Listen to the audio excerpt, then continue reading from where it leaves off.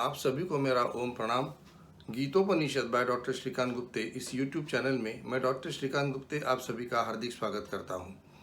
हम श्रीमद् भगवद गीता का द्वितीय अध्याय सांख्य योग के विषय में चर्चा कर रहे थे और अपनी ये चर्चा पूर्ण होने के बाद में हम इस अध्याय में क्या कहा है इसका सारांश के रूप में विचार कर रहे थे। पिछले भाग तक हमने इसके जो 4 खंड है उसमें से तीसरा जो खंड है उसका भी विचार हमने कर लिया था, जिसमें कि बुद्धि योग का वर्णन हुआ है। आज हम इस अध्याय का चतुर्थ खंड और अंतिम खंड इसके बारे में विचार करेंगे, जिसमें स्थितप्रज्ञ की व्याख्या की गई है। बुद्धि का स्थिर होना, बुद्धि का समाधि अवस्था में स्थिर होना, ये बहुत आवश्यक है। ये भगवान ने कहने के बाद में अर्जुन ने उनसे ये प्रश्न पूछा है कि स्थितप्रज्ञ को कैसे पहचाना जाए, स्थितप्रज्ञ कैसे बोलता है, वो कैसे रहता है और उसका वर्तन कैसा होता है, ये आप मुझे बताइए। ये अर्जुन का प्रश्न आने के बाद में भगवान ने उनको इसका विस्तृत ऐसा उदाहरण के साथ में वर्णन किया है और वो वर्णन कुछ इस तरह से 18 श्लोकों तक चलता रहा है।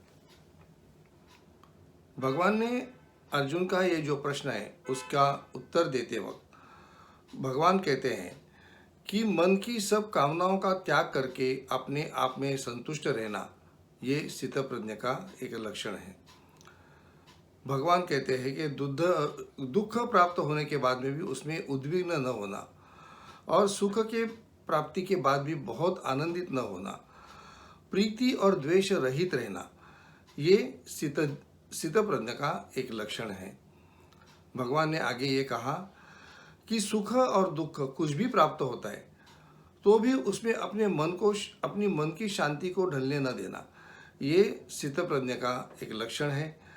हर्ष या द्वेष न मानना और जो भी कुछ प्राप्त होता है उसमें समाधानी रहना, ये स्थितप्रज्ञ का एक लक्षण है। इसके लिए भगवान ने एक उदाहरण दिया है कि इंद्रिय और उनके विषय इनको एक दूसरे से मिलने नहीं देना, ये स्थितप्रज्ञ होने के लिए बहुत ज़रूरी है।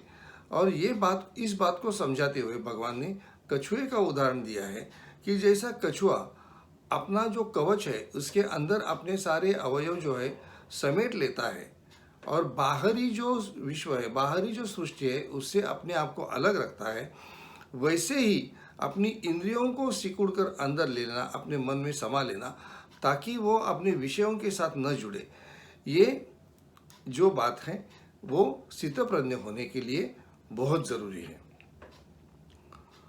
आगे भगवान ने कहा था कि इंद्रियों को संयमित करके अपने स्वरूप को मेरे स्वरूप में एकरूप कर देना, ये स्थितप्रज्ञ होने के लिए बहुत जरूरी है। इसके आगे भगवान ने 7 अवस्थाओं से गुजरते हुए कैसे मनुष्य का अधःपतन होता है इसके बारे में 2 सुंदर श्लोकों में वर्णन किया था और आगे चलकर उन्होंने कहा था कि जब मनुष्य प्रीति और द्वेष रहित होता है और इंद्रियों को संयमित करता है, ऐसा जो मनुष्य होता है उसको प्रसाद का यानी आंतरिक शांति का लाभ होता है, या प्रसाद के तौर पे आंतरिक शांति का लाभ होता है। ऐसी जो आंतरिक शांति जब मनुष्य को प्राप्त होती है तब उसके सब दुखों का नाश हो जाता है और ये सब दुखों का नाश होना ही स्थितप्रज्ञता कहलाता है। भगवान ने कहा था कि इंद्रियों को उनके विषयों से दूर रखना, ये स्थितप्रज्ञता है। इंद्रियों को हमेशा के लिए अपने विषयों से दूर रखना ये शक्य नहीं है। फिर भी उन इंद्रियों के विषयों से कुछ हद तक दूर रखना और किसी भी मोह में पड़ते हुए किसी भी इंद्रिय विषय का ग्रहण न करना, ये करना बहुत ज़रूरी है, ऐसा भगवान का कहना है। इसके लिए भगवान ने समुद्र का उदाहरण दिया है और वो कहते हैं कि समुद्र में अपना पानी तो बहुत है, ऊपर से उसमें नदियों का पानी मिलता रहता है और बारिश का भी पानी उसमें गिरता रहता है, फिर भी समुद्र कभी अपनी जो मर्यादा है उसका उल्लंघन नहीं करता है, वैसे ही जो स्थितप्रज्ञ मनुष्य है वो विषयों के बारे में चिंतन नहीं करता है, उनसे दूर रहता है और अपने आप को अपनी मर्यादा में रखता है। ये स्थितप्रज्ञ का लक्षण है।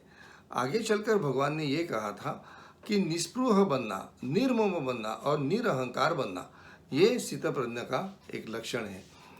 निस्पृह यानी किसी भी कौतुक का, किसी भी प्रशंसा का विचार न करना। निर्मम यानी ये मेरा है ऐसा नहीं कहना। और निरहंकार यानी कि अपनी जो महत्ता है वो होते हुए भी अहंकार न करना, ये स्थितप्रज्ञ का लक्षण है।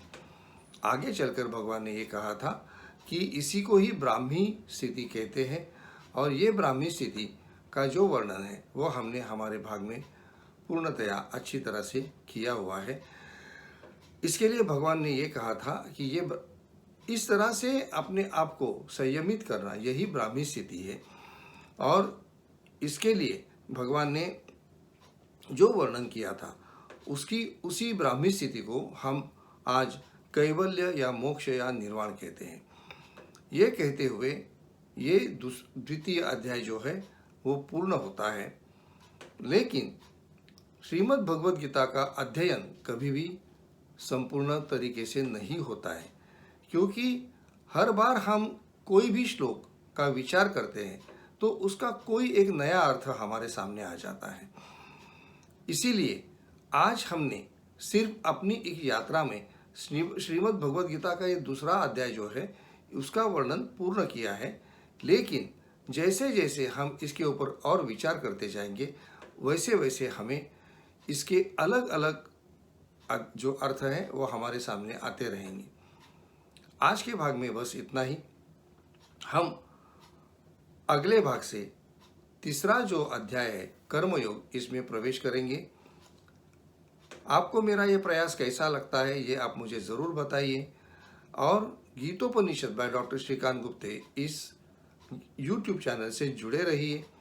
आपके मंतव्य, आपके विचार मुझे ज़रूर बताइए और हम इसमें और क्या नया कर सकते हैं, क्या अलग कर सकते हैं और क्या अच्छा कर सकते हैं, ये मुझे ज़रूर बताइए। आप सभी को मेरा जय श्री कृष्ण।